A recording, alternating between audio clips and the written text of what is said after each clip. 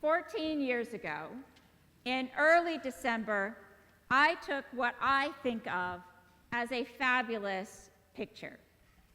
Now, it's not fabulous because it follows the rule of thirds that they teach photographers, because it doesn't.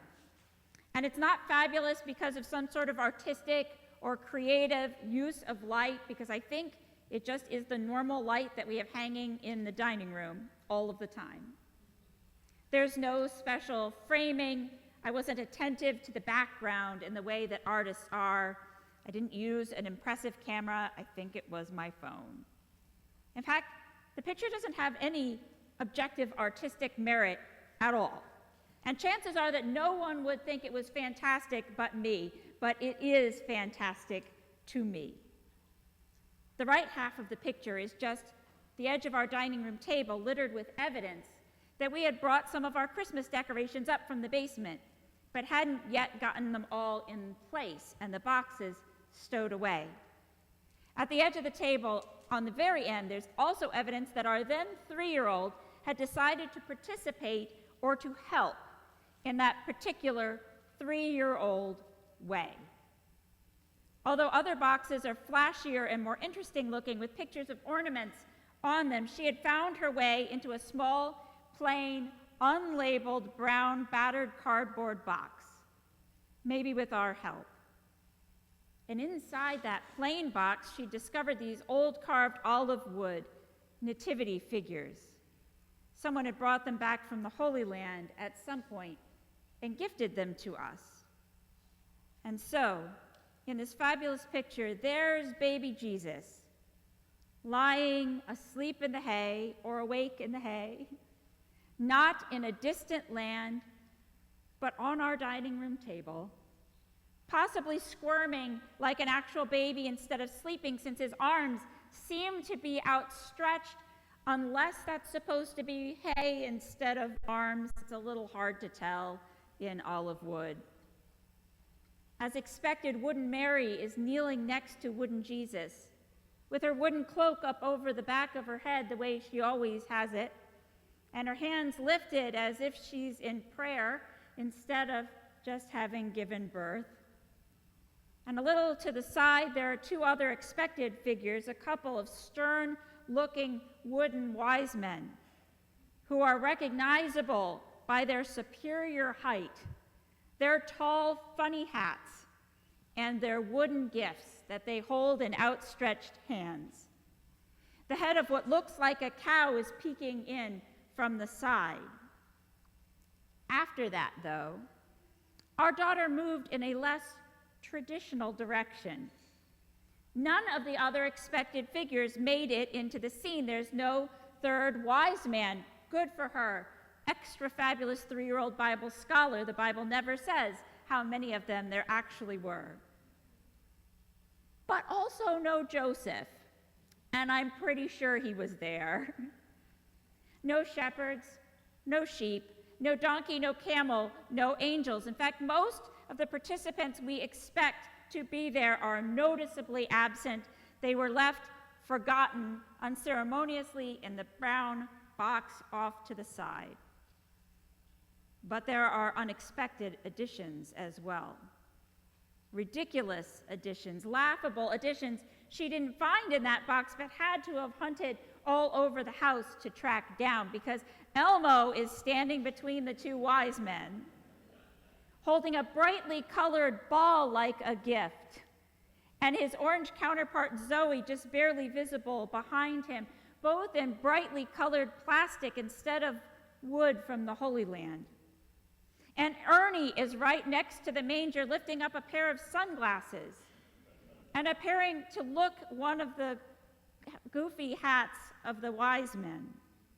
There's not one but 2 big birds who seem engrossed in conversation with the wise men, one a slightly darker yellow than the other, but clearly intended to be identical, as if one got left out in the sun a bit too long. And then for something completely different, Mace Windu happens to be there, a Jedi from the lesser Star Wars movies who is apparently shorter than Elmo, even though he is played by Samuel L. Jackson. All in all, then, in a literal sense, this fabulous picture ends up being one of the least biblically accurate nativity scenes I've ever seen, along with some of those always delightful pictures you see online where cats have taken Jesus' spot in the manger. But on the other hand, if taken less literally and a little bit more from the heart, I think maybe it is one of the most biblically accurate nativity scenes I've ever witnessed. Because all of the people the ancient world would have expected to be given a front row seat to the birth of God incarnate were missing from the first Christmas too, as they were missing from Christmas on my dining room table. No powerful political leaders were there, even though they passed themselves off as being appointed by God, chosen by God. Herod was not invited by an angel. The Roman occupiers were not invited there by angels, not Pilate, not Caesar. Pharaoh from down the road in Egypt was not invited to the birth by an angel. These expected, important participants are noticeably absent. None of the religious leaders were there for Jesus' birth either, even though they had at least theoretically devoted their lives to God. The high priest was not invited by an angel. The scribes and the Pharisees, who were the respected and admired religious folk of their community, they were not invited by angels. The Sanhedrin, which was more or less their supreme court, but with spiritual justices, not one of them was invited by an angel. No ancient Near Eastern celebrities of any kind were spotted by the manger. Angels didn't invite any of the wealthiest or most prestigious people. So many of the expected people missed it like figures left forgotten in the box off to the side. But at the same time, the very first Christmas also had plenty of unexpected, ridiculous, laughable additions that would have made no sense to anybody at the time. The wise men were foreigners and astrologers who were of different ethnicities, spoke a different language, practiced a different religion entirely, undesirable outsiders. The shepherds were poor with a humble, poorly respected job.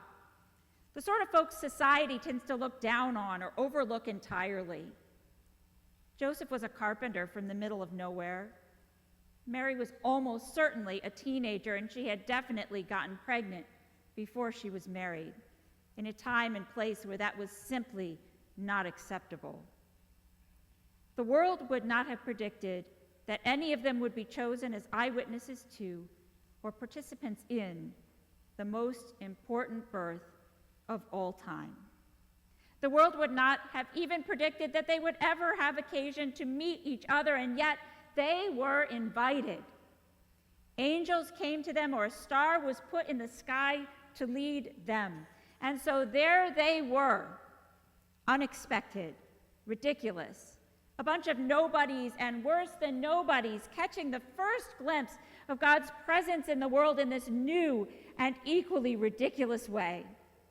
There they were, cradling God made flesh in their actual arms, singing our Savior to sleep, keeping him clean and dry and fed.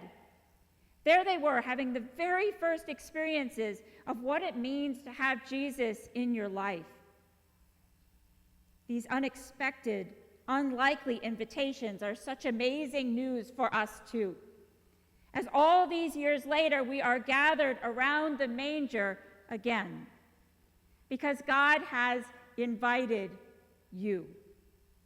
God has invited you if you have always had God in your life and can't imagine being anywhere else on Christmas Eve.